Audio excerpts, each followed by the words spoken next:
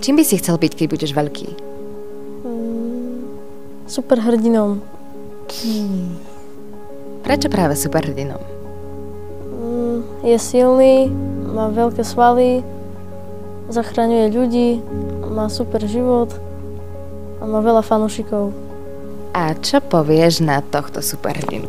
A to nie je superhrdina, veď to je môj spolužiak Adam. Čo si myslíš o jeho kostýme? Napísal by si mu nejaký komentár? Jemu? Jasné. Prečítaš svoj komentár? Nie, radšej nie. A to, čo si mu napísal, mu podľa teba neublíži? Asi áno. Myslíš, že takto by sa zachoval superhrdina? Nie. Chcel by si to nejako napraviť? Áno, mohol by som.